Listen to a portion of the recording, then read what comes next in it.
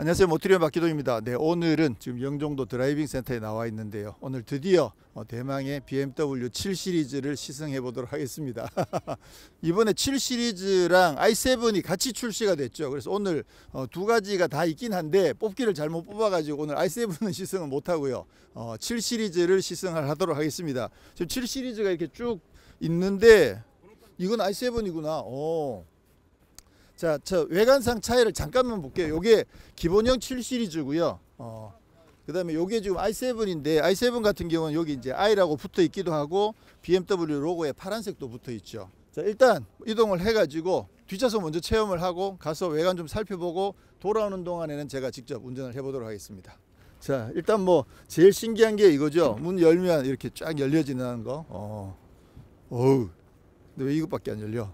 끝까지 열려야지. 이렇게. 이거 왜 그렇지? 자, 그럼 일단 뒷좌석부터 체험을 해보겠습니다.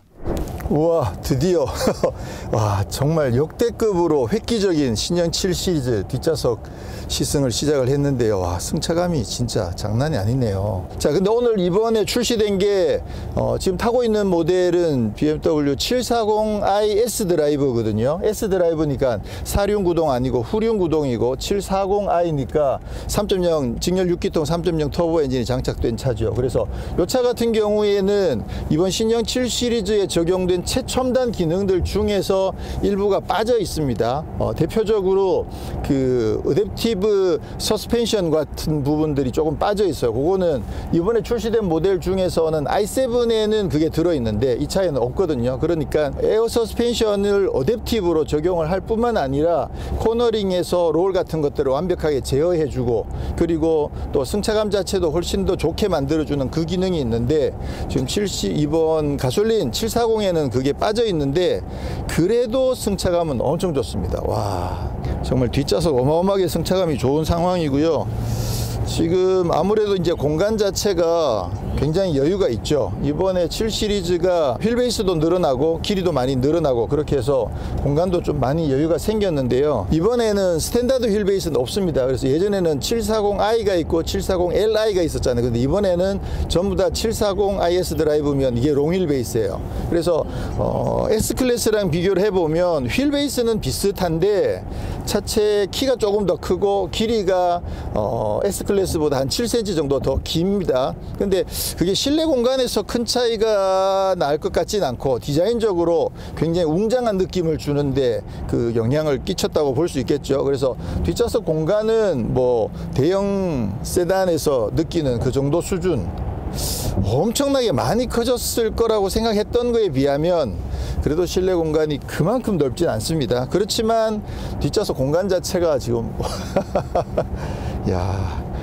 와, 진짜 어마어마하다. 지금 앞에 있는 기자분도 도대체 뭘 만지고 시작해야 될지 모르겠다고 지금 그럴 정도로 너무나 첨단 기능들이 많이 적용되어 있어 가지고요. 야, 제일 많이 궁금해 하실 부분이 이 시어터죠. 예, 이 시어터 스크린이 위에 적용이 되어 있는데 요거는 기본으로 다 적용됩니다. 그래서 요거는 조금 이따가 한번 펼쳐서 보기로 하고, 우선은 공간 확인을 해보면 이쪽에 콘솔 박스 뭐 거의 비슷하고요. 여기는 스마트폰 무선 충전이 되게끔 이렇게 적용이 되어 있고, 특이한 게 이쪽에 터치 스크린이 적용되어 있습니다. 이거 5인치짜리 터치 스크린인데 예전 아이폰 같은 느낌이에요. 이게 딱 적용되어 있어서 여기서 기본적으로 온도를 조절할 수 있는 화면이 이렇게 마련되어 있거든요. 그 다음에 화면을 이렇게 올리면 그러면 다양한 기능들을 여기서 확인하실 수가 있습니다. 그래서 홈에 들어가 보면 앱이 여러 가지가 있는데 디스플레이가 있고, 그 다음에 시트가 있고, 선블라인드, 라이트 이런 부분들이 있거든요. 여기서 라이트에서 앰비언트 라이트, 밝기 이런 부분들을 조절을 하실 수가 있고요. 그다음에 색온도도 조절하실 수가 있고, 독서 등 앰비언트 라이트 이런 거 조절하실 수가 있습니다. 그다음에 선블라인드에서 이 블라인드를 조절하실 수가 있고요. 파노라믹 글라스 루프 스카이 라운지가 기본으로 적용이 되는데요. 보시면 여기 사선으로 이렇게 다이아몬드 형태로 퀼팅 라인이 들어가 있거든요. 요거 밤 되면 여기 조명이 들어와요. 그렇게 해서 일루미네이트 그래픽이라고 그래서 여기 조명이 들어와 가지고 좀 색다른 느낌의 그런 공간을 만들어 주는 게 적용이 되어 있고요. 지금 이게 문제가 뭐냐면요. 디스플레이에서 만약에 시어터를 펼치잖아요. 시어터를 펼치게 되면 자동으로 선스크린도 닫고요. 이쪽 블라인드들을 다 닫게 되어 있어요. 지금 액션캠을 장착해 놓은 상황이라서 지금 그걸 펼치게 되면 액션캠을 지금 다 뜯어야 되는 상황이거든요. 그래도 뭐 뜯어보죠. 예. 아무래도 이게 제일 궁금하니까. 자, 액션캠을 뜯겠습니다. 이거. 야, 이런 초유의 사태가. 자, 그럼 스크린을 닫아 보도록 하겠습니다. 여기 여기 터치 스크린에서요, 요걸 밀어 올리고, 그다음에 홈에서 디스플레이에서 시어터와 터치 커맨더가 있거든요. 근데 시어터에서 펼치기를 누르면, 그러면 짠, 보시는 것처럼 이렇게 유리가 내려오죠. 내려오면서 스크린, 뒤쪽 스크린도 닫혔죠. 그 다음에 선스크린이 닫아치진 않는구나. 지금 이게 시어터가 펼쳐진 상황이고요.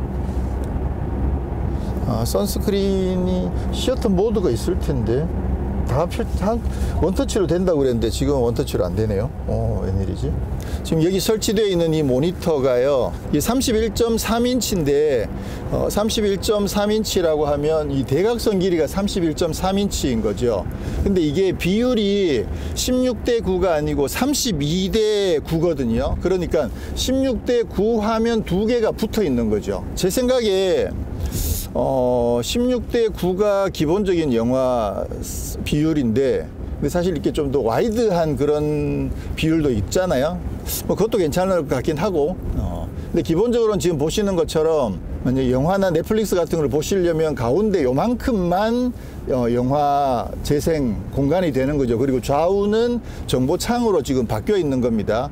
그리고 여기 보시면 이제 넷플릭스, 유튜브 이런 것들이 있는데, 지금 7 시리즈는 기본적으로 인터넷에 연결이 되거든요. 그렇게 해서 넷플릭스 같은 것들이 기본 장착이 되어 있기 때문에 가입되어 있으신 분들은 바로 로그인해 있어서 여기서 바로 터치로 넷플릭스를 보실 수가 있습니다. 지금 현재로는 아직 서비스가 개통이 안 됐어요. 그래서 곧 개통을 한다고 합니다. 정식으로. 그때 다시 보실 수가 있을 것 같고요. 유튜브 같은 것도 보실 수가 있고요.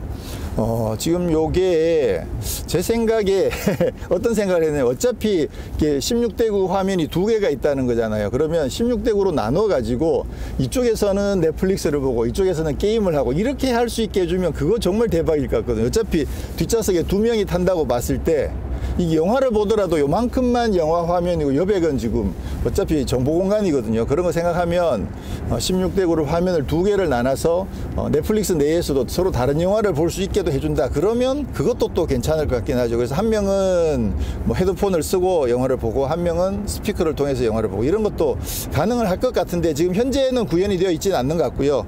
향후에는 뭐 그런 것도 가능하겠죠. 야, 이거는 진짜 어마어마합니다. 지금 이게 8K, 최대 8K까지 서비스가 되거든요. 근데 이제 뭐 기본적으로 영상 소스 자체가 8K로 지원이 돼야만 가능하긴 한데, 어쨌거나 8K까지 지원되는 31.3인치 스크린이 장착이 되어 있습니다. 이게 아무래도 7 시리즈는 이게 세단이잖아요. 그러다 보니까 이게 SUV면 키가 좀 더 크다고 봤을 때 이거를 가로 세로 비례가 조금 더 16대 9에 가까운 그런 비례를 하게 되면, 그러면 영화를 보는 화면 자체가 좀 더 넓어지긴 하겠죠. 근데 지금으로서는 영화로 보는 화면 자체는 요 정도밖에 안 됩니다. 요거면 이게 몇 인치 될까요? 한 15인치, 17인치 정도, 한 17인치 정도 모니터밖에 안 되긴 하거든요. 조금 아쉽죠. 일단 여기에 뭐 스크린이 장착되어 있는 것 자체가 엄청나게 좋은 일이긴 하지만 31.3인치를 영화로 기대하면 그건 좀 안 된다는 것. 자, 그 다음에 이 디스플레이는 각도 조절이 됩니다. 요게 지금 최대한 민 상태고요. 요거는 지금 당긴 상태인데 요 정도 됩니다. 저는 살짝, 아무래도 살짝 미는 게 더 좋죠. 그 다음에 각도도 조절이 됩니다. 요거 지금 이렇게 조금 더 틸팅이 되는 거죠. 요 정도 각도로, 각도가 폭이 그렇게 크진 않습니다만 틸팅도 되기 때문에 아무래도 약간 기울여 놓는 게 시야는 훨씬 더 좋죠. 자, 그리고 사운드는 지금 그 바우어스 윌킨스가 기본으로 적용이 됩니다. 그런데 740i S 드라이브랑 i7이랑 그 바우어스 윌킨스이긴 한데 시스템이 약간 차이가 납니다. 그래서 지금 여기에는 기본 바우어스 윌킨스 서라운드 사운드 시스템이 적용이 되어 있고요. i7에는 스피커가 35개 들어가 있고 최고 출력이 1900W가 넘어간 1965W짜리 어마어마하게 강력한 출력을 갖춘 그 다이아몬드 서라운드 사운드 시스템 그게 지금 i7에는 적용되어 있거든요. 그래서 그 i7 같은 경우에는 스피커 개수가 기본적으로 뭐 도어나 이런 데만 장착되어 있는 게 아니라 루프에도 있고요. 그리고 헤드레스트에도 스피커가 있습니다. 그렇게 해서 총 35개가 장착되어 있다 보니까 어마어마한 사운드를 즐길 수 있을 것 같은데 오늘은 i7 시승이 안 되고 있어서 다음에 확인을 한번 해보도록 하겠습니다. 사실 좀 궁금하긴 하거든요. 지난번에 그 M850i 같은 경우에는 거기에도 바우어스 윌킨스가 적용되어 있는데 생각보다 조금 세팅이 아쉬웠거든요. 좀 실망스러운 세팅이어 가지고 과연 이 7 시리즈에 있는 바우어스 윌킨스는 좀 제대로 세팅이 되어 있을지 정말 기대가 많이 됩니다. 와, 1965W는 지금까지 자동차에 적용된 카오디오 중에서는 가장 강력한 그런 출력이라고 할 수가 있겠죠. 볼보의 XC90에 적용된 게 한 1400W 정도거든요. 그리고 한 1500W급도 저 여러 군데 적용된 적이 있었는데 1900W급은 거의 최초라고 말씀드릴 수가 있겠죠. 와. 자, 그러면 뒷좌석에서 간단하게 음악도 한번 잠깐 들어볼게요. 여기 이제 다이나믹 서라운드 사운드는 아니긴 하지만 그래도 BMW니까.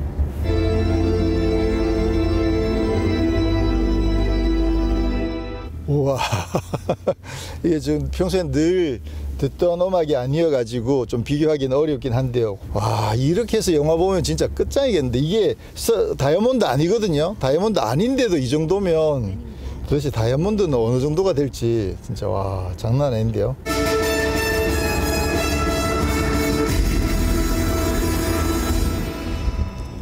이야, 대박이다.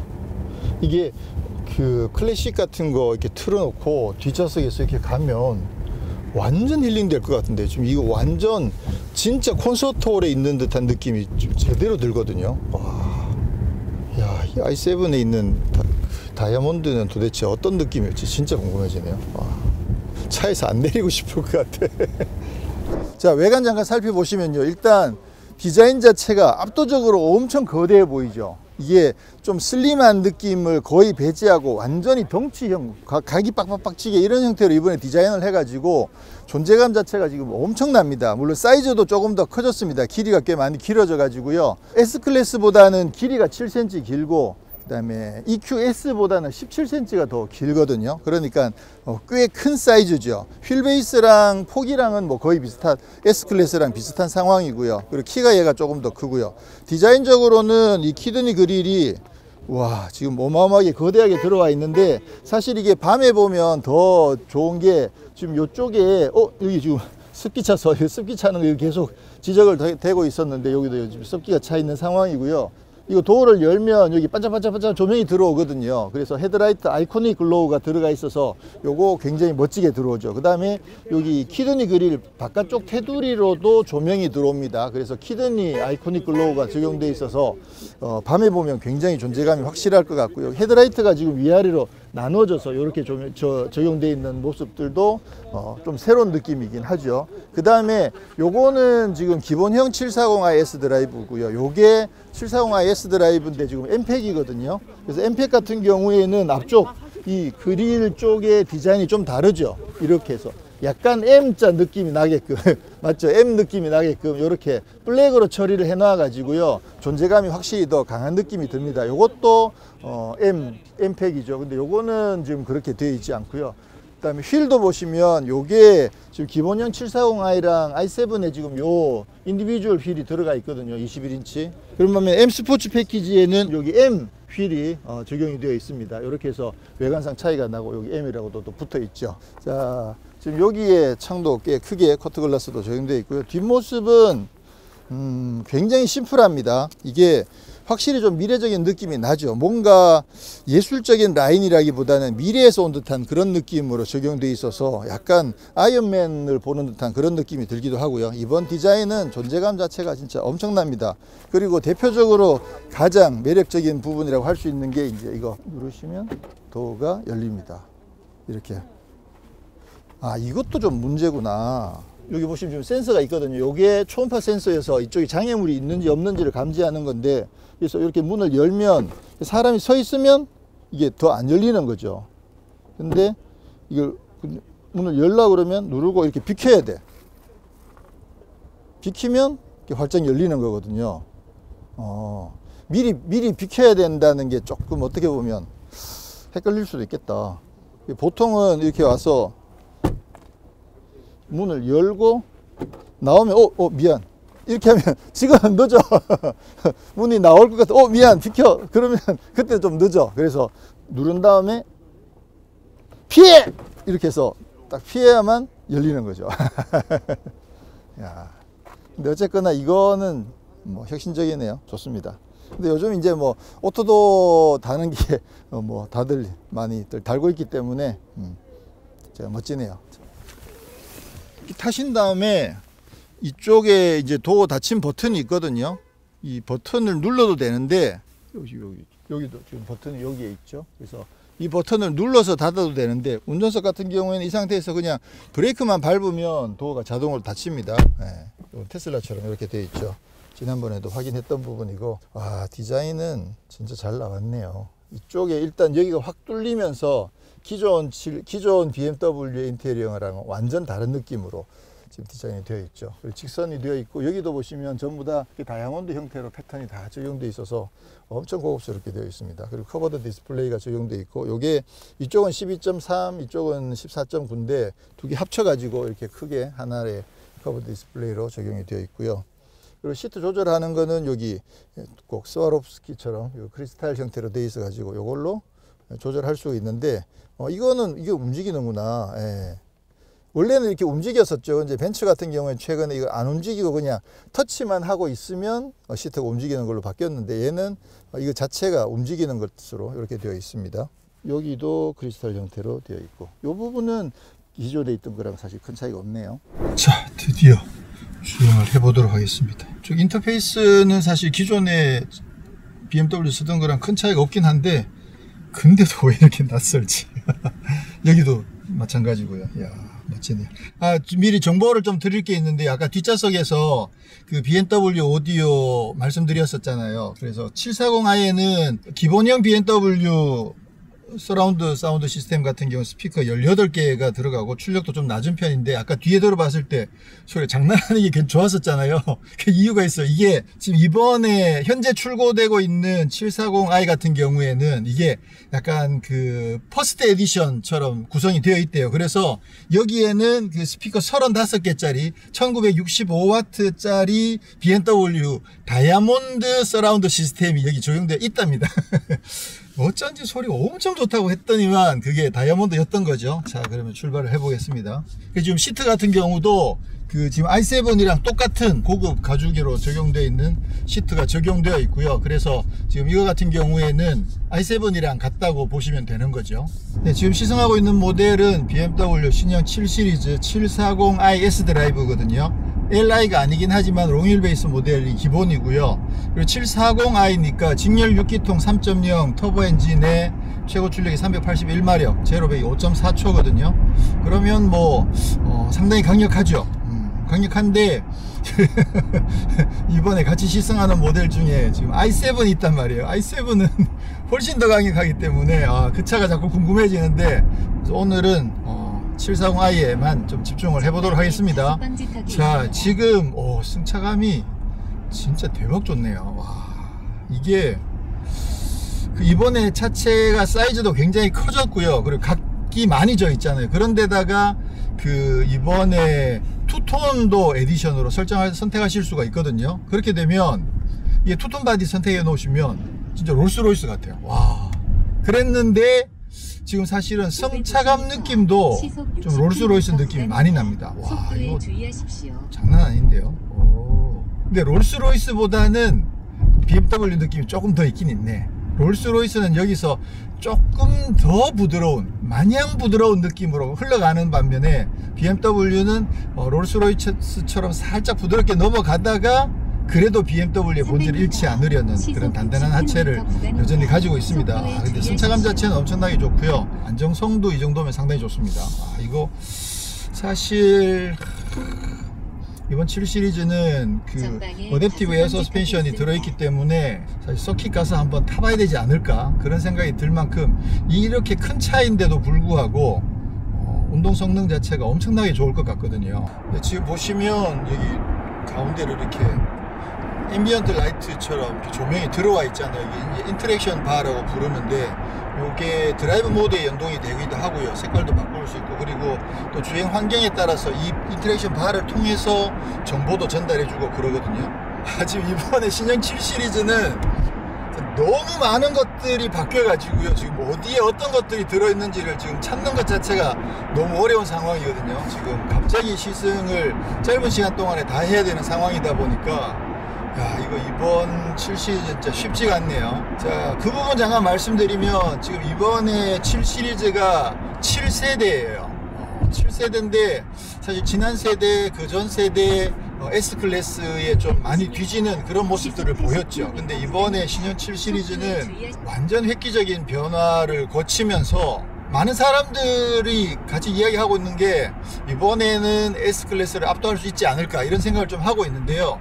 저는 어떤 느낌이 드느냐 하면 그 4세대 7 시리즈, 그러니까 이 65 코드를 쓰고 있는 그 4세대 7 시리즈가 나왔을 때 완전 한번 변혁을 일으켰었거든요. 그 전에 비해서 완전 새로운 모습으로 변화가 되면서 정말 막 디지털 장비들이 엄청나게 많이 들어왔었죠. 아이드라이브도 그때 처음 생겼던 거고, 시트가 막 정말 다양하게 시트가 움직이는 그런 시트들도 그때 처음 적용됐던 거고, 그래서 그 이 657 시리즈가 완전 한번 세대를 바꾸는 수준이 아니라 완전 시대를 바꾸는 정도로 획기적인 변화를 거쳤던 그런 모델이었다면, 그 이후에 이제 5세대, 6세대 때는 그 정도로 큰 변화는 사실 없었거든요. 그랬는데 이번에 7세대에 와서 그 지난번 4세대 때 크게 변했던 그 수준으로 이번에 7세대가 확실하게 업그레이드 됐다는 생각을 합니다. 그래서 와, 지금 공부를 할 게 너무 많아요. 어디에 뭐가 들어가 있는지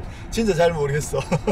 그래서 어떻게 보면 그냥 아주 단순하게 그 주행에만 집중할 수 있게끔 그렇게 해주는 직관적인 거를 좋아하시는 분들에게는 이거 조금 거부감이 들 수도 있을 것 같아요. 연세가 드시거나 그런 분들이 신형 7 시리즈 살려고 하면 야, 나 그거 이제 못하겠다, 그렇게 이야기하실 수도 있을 것 같아요. 물론 이제 그 뒷좌석에 타시고 또 기사분이 운전해 주시고 하면 뭐 문제가 안 되겠지만, 어느 정도 좀 연세가 있으신 분이 7 시리즈를 직접 운전하시겠다고 하시면 진짜 공부를 좀 많이 해야 되는 상황이어서 그 부분은 신경이 많이 쓰일 것 같아요. 와, 여기 지금 어마어마하게 지금 많은 정보들이 들어있어서 정신이 없습니다.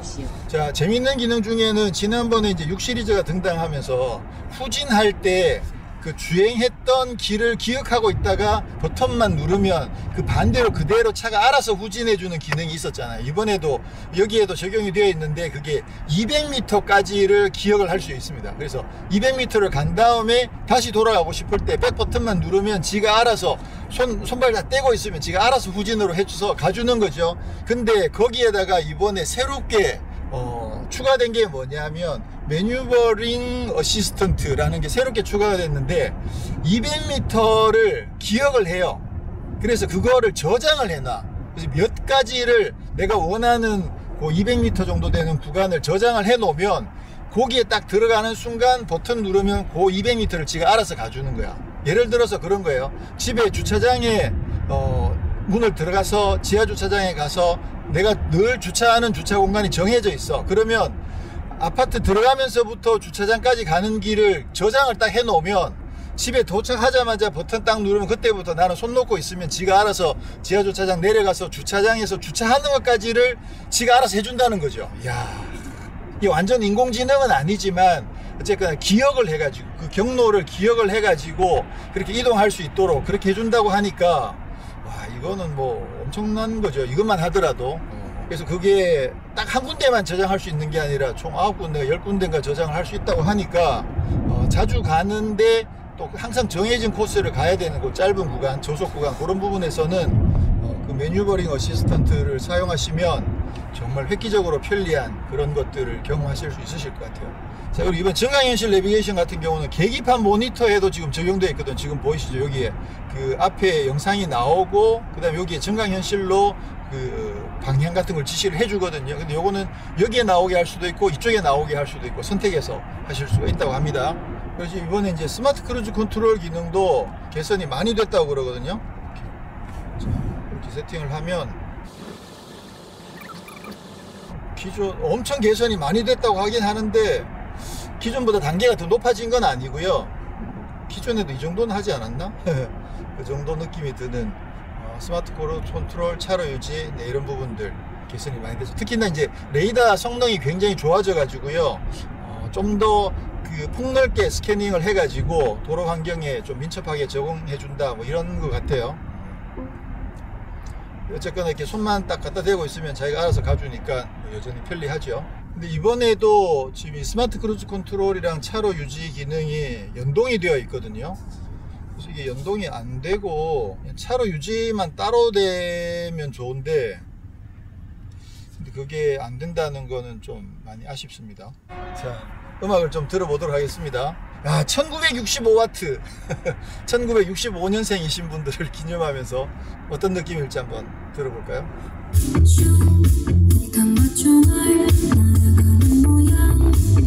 자, 일단 지금 설정을 제가 다 몰라요. 어떤 설정을 세팅을 해야 되는지 지금 잘 모르겠는데 지금 갤럭시 폰을 블루투스로 지금 연결해 놓은 상황이거든요. 이 상태에서는 조금 아쉽긴 하죠. 어떤 느낌이냐면 전체적으로 스피커를 굉장히 다양하게 사용을 하면서 공간감을 꽉 채운 느낌은 좋긴 한데 볼륨을 최대로 올렸을 때 일단 볼륨도 그렇게 세진 않아요. 출력이 그 1965W가 제대로 느껴지진 않거든요. 왜냐면 이제 그 볼보에 있는 1400W를 기준으로 해서 그 차보다도 1965면 거의 한 30-40% 이상 더 출력이 높잖아요. 그거랑 비교해보면 그 정도 파워가 안 나오고 있거든요. 세팅을 뭘 바꿔야 되는지 모르겠지만 그런 상황이고, 그리고 볼륨을 최대한으로 높였을 때 이게 전체적으로 이게 굉장히 또렷하게 소리가 나오는 게 아니라 약간 뭉개지는 느낌이 조금 있거든요. 그래서 요거는 제가 다음에 세팅을 좀 정교하게 조절해 가면서 오늘 기회가 되면 해보겠지만 다시 한번 자세하게 좀 리뷰를 해야 될 것 같아요. 지금으로서는 조금 판단하기가 어렵습니다.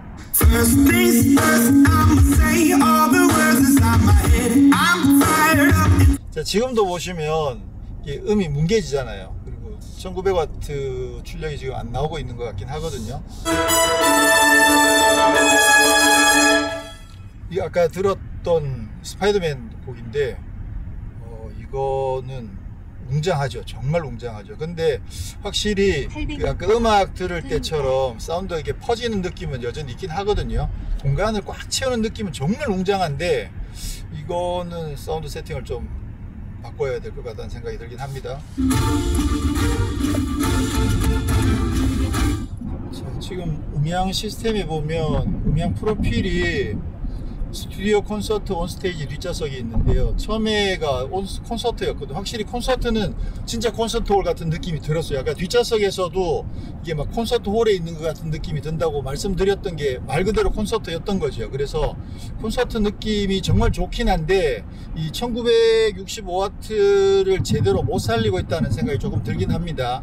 그래서 그 타격감이 좀 강한 그런 사운드는 오히려 스튜디오 쪽이 나은 것 같긴 하거든요. 근데 지금 스튜디오에서도 지난번 M850 때도 약간 그 출력을 많이 높였을 때 출력을 제대로 못 뽑아내면서 사운드가 약간 뭉개진다는 그런 느낌을 말씀드렸었는데 이번에도 비슷한 느낌이 좀 있어요. 그래서 이게 출력이 이렇게나 높고 스피커를 이렇게나 많이 넣었는데 원래 그 엄청나게 박진감 넘치는 그런 타격감 이런 것들은 거의 안 나오고 있어서 요게 BMW의 취향이 BMW 아니고요 BMW의 취향인지도 모르겠어요. 제 취향은 좀 아니죠. 그 볼보에 있는 BMW가 오히려 제대로 그 음색도 그렇고 타격감도 그렇고 그 강력한 폭발력 뭐 이런 것들을 제대로 잘 살려주고 있어서 저는 사실 그쪽의 취향이 더 맞거든요. 요거는 BNW인데도 느낌은 뭐 같으냐 하면 BNO 같은 느낌을 좀 주는 그런 설정이에요. 조금 아쉽네. 그 외에도 뭐 이머시브 사운드라고 해서 3D 강도, 4D 베이스 뭐 이런 것들도 있고요. 그리고 그 다음에 이제 음향에 대한 부분들을 조절하는 것들이 있는데, 다음에 좀 다양한 소스들을 가지고 다시 한번 더 테스트를 해봐야 될 것 같아요. 이건 어쩔 수 없이.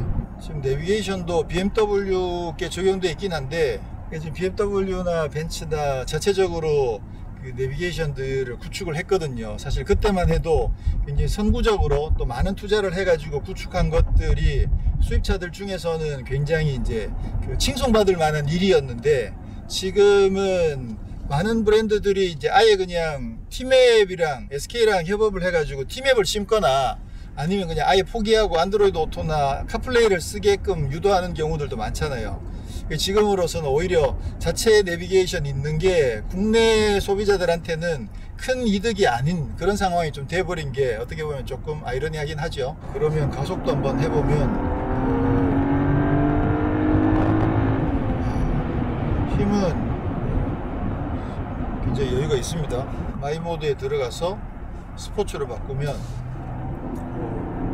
그럼 응답성이 좀 더 좋아지죠. 사이드 볼스터도 조여주기도 하고요. 응답성 자체가 많이 좋아졌네요. 사실 740i 정도만 하더라도 평상시에 주행하는 거 생각해보면 힘에서는 전혀 아쉽지는 않을 것 같아요. 그래서 이게 i7이 워낙 잘 나왔기 때문에 사실 i7에 비해서 상대적으로 740i가 좀 너무 박탈감을 느끼는 거 아니냐 이런 생각을 사실 조금 했었거든요. 근데 지금 실제로 7 시리즈를 타본 입장에서, 물론 이제 i7을 타고 나서 이거 타면 그렇게 이야기할 수도 있을 것 같다는 생각이 들긴 하는데요. 근데 어쨌거나 i7은 가격대가 굉장히 높잖아요. 근데 그런 반면에 지금 740i 같은 경우는 가격대도 괜찮거든요.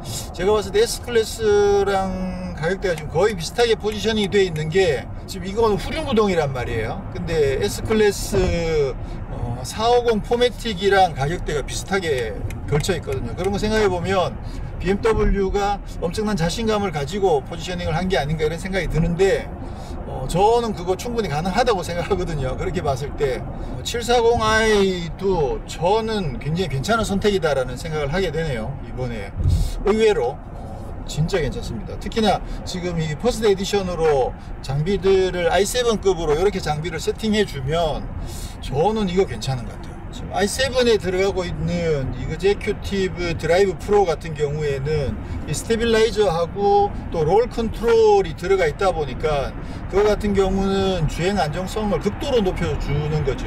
쉽게 말하면 이제 포르쉐의 PDCC랑 비슷한 그런 장치라고 볼 수가 있는데, 코너링에서 롤을 억제해주기 위해서 이쪽에 에어 서스펜션을 높여서 지지해주고, 또 급가속이나 급제동을 할 때 그때도 차가 들리거나 기울어지거나 하는 부분들을 줄여주는 그런 기능까지 하는 거거든요. 그래서 그것까지 적용되어 있으면 정말 안정적인 그런 주행을 보여줄 것 같은데, 지금 기본 7 시리즈는 뭐 그 정도까지는 아니긴 합니다만 그래도 상당히 안정적인 느낌은 여전히 좋죠. 이번에는 7 시리즈에도 뒷바퀴가 3.5도 조향이 되는 그 인테그랄 액티브 스티어링이 들어가 있거든요. 그러다 보니까 차선 변경, 고속에서 차선 변경할 때나 또는 저속에서 유턴 같은 거 할 때 굉장히 편리하게 작동을 되죠. 그래서 이번에 7 시리즈는 정말 BMW가 갖고 있는 모든 기술력들을 다 갈아 넣었다라는 생각이 들고요. 제가 봤을 때는 첫 번째 최고의 장점은 디자인이라고 봅니다. 첫 번째는. 그래서 디자인 자체가 최근에 S클래스가 사실 디자인에 그렇게 큰 호평을 못 받고 있는 상황이죠. 그런데다가 이번 7 시리즈는 디자인도 멋지기도 할 뿐더러 존재감 자체가 워낙 강력하기 때문에 디자인에서 일단 압도를 하고요. 두 번째는 뒷좌석에 달려있는 저 시어터 스크린, 저 부분도 사실 굉장히 큰 몫을 한다고 생각을 하고 있고요. 그리고 BMW 오디오 같은 거 이런 부분들도 그렇고, i7 같은 경우에는 벤츠는 S클래스랑 EQS가 약간 구분이 되어 있거든요.